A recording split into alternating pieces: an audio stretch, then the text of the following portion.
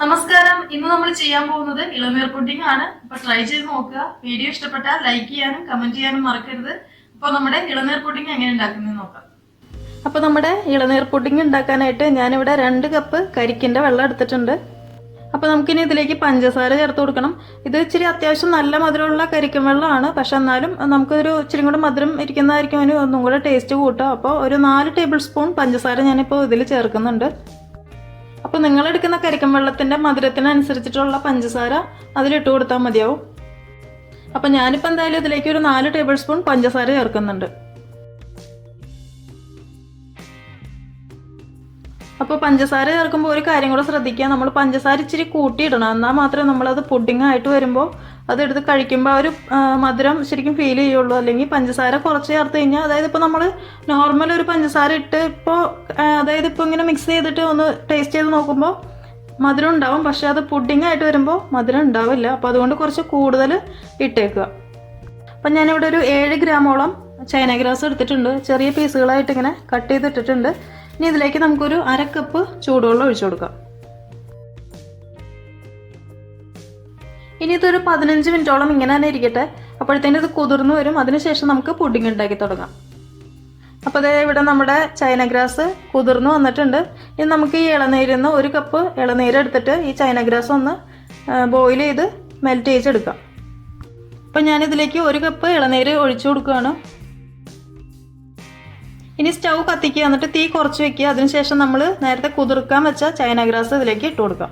ആ വെള്ളത്തോടുകൂടി തന്നെ ഇട്ട് കൊടുക്കാം.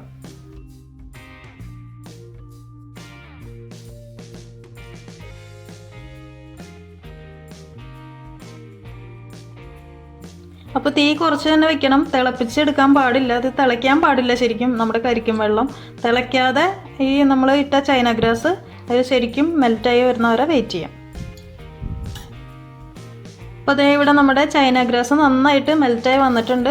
ഇനി ഈ ഒരു സമയത്ത് നമ്മൾ മാറ്റി വെച്ചിരിക്കുന്ന ബാക്കിയുള്ള ആ 1 കപ്പ് ഇളനീരിൻ്റെ വെള്ളം കൂടി ഇതിലേക്ക് ഒഴിച്ചു കൊടുക്കാം.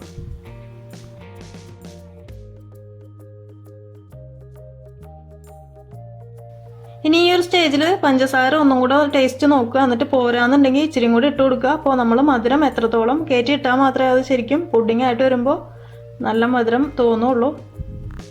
അപ്പോൾ ഇനി നമുക്ക് സ്റ്റൗ ഓഫ് ചെയ്യാം. ഇനി നമ്മുടെ പുഡിങ്ങിൻ്റെ ബൗളെടുക്കുക. അതിലേക്ക് നമ്മൾ ഇത് ഒഴിച്ചു കൊടുക്കുക. എന്നിട്ട് സെറ്റ് ചെയ്യാനായിട്ട് വയ്ക്കുക. അപ്പോൾ ഞാൻ ഇവിടെ പകുതി ഒഴിച്ചു കൊടുത്തിട്ടുണ്ട്. പകുതി ഞാൻ വേറെ ബൗളിലേക്കാണ് സെറ്റ് ചെയ്യാനായിട്ട് വെക്കുന്നത്. അപ്പോൾ ഇതുപോലെ ബബിൾസ് ഒക്കെ ഉണ്ടെങ്കിൽ അത് ഒരു ടൂത്ത് പിക്ക് വെച്ചിട്ടത് പൊട്ടിച്ച് കളയണം. ഇനി ഇതിൻ്റെ മുകളിലേക്ക് നമുക്ക് കുറച്ച് കരിക്കിൻ്റെ പീസും കൂടി ഇട്ട് കൊടുക്കാം. അപ്പോൾ ഞാൻ എടുത്ത കരിക്കിൻ്റെ അകത്ത് അധികം കരിക്കിൻ്റെ കഷ്ണങ്ങളൊന്നും ഉണ്ടായിരുന്നില്ല. അധികം നല്ല ഒട്ടും ഉണ്ടായിരുന്നില്ല. അപ്പോൾ ഞാനിവിടെ കുറച്ച് നമ്മുടെ നാളികേരത്തിൻ്റെ പീസുകൾ കൊത്തുകളായിട്ട് ഇങ്ങനെ നൈസായിട്ട് കട്ട് ചെയ്തെടുത്തതാണിത്. അപ്പോൾ നിങ്ങൾ ചെയ്യുമ്പോൾ അതിൻ്റെ പീസ് തന്നെ, അതായത് കരിക്കിൻ്റെ പീസ് തന്നെ ഇട്ടാൽ മതി. അപ്പോൾ ഇത് ഇപ്പോൾ ഞാൻ ഇട്ട് കൊടുക്കുകയാണ്.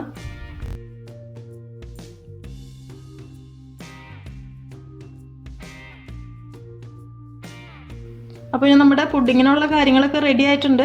ഇനി ഇതൊന്ന് സെറ്റായി വരേണ്ട താമസമേ ഉള്ളൂ. അപ്പോൾ ഇതൊന്ന് അടച്ചു വെക്കുക. ഒരു അലുമിനിയം ഫോയിൽ എന്തെങ്കിലുമൊക്കെ വെച്ചിട്ട് അടച്ചു വെച്ചിട്ട് ഇതിൻ്റെ ഒരു ചൂട് ഇപ്പോഴും ഉണ്ട്. അപ്പോൾ ആ ഒരു ചൂട് ആറിയതിന് ശേഷം മാത്രം ഫ്രിഡ്ജിലോട്ട് വെക്കുക. ഏകദേശം 1 മണിക്കൂറിനുള്ളിൽ സെറ്റായിട്ട് വരും. അതുവരെ വെയിറ്റ് ചെയ്യാം. അപ്പോൾ നമ്മുടെ പുഡിങ് സെറ്റായി വന്നിട്ടുണ്ട്. 1 അവറൊക്കെ കഴിഞ്ഞു. അപ്പോൾ നമുക്കിനി ഇത് ഓപ്പൺ ചെയ്ത് നോക്കാം. നമ്മുടെ പുഡിങ് സെറ്റായിട്ടുണ്ടോയെന്ന് അറിയാനായിട്ട് ഇതിൻ്റെ ഉള്ളിൽ ജസ്റ്റ് ഇങ്ങനെ തൊട്ട് നോക്കിയാൽ മതിയാവും. അപ്പോൾ കയ്യിലൊന്നും ഒട്ടി പിടിക്കുന്നില്ലെങ്കിൽ സെറ്റായിട്ടുണ്ട്. ഇതിപ്പോൾ നല്ല സെറ്റായി വന്നിട്ടുണ്ട്. ഇത് കാണുമ്പോൾ തന്നെ അറിയാൻ പറ്റും. അപ്പോൾ നമുക്കിനി ഇതൊരു കത്തി കൊണ്ട് ഇതിൻ്റെ സൈഡൊക്കെ ഒന്ന് ഇളക്കിയെടുക്കാം.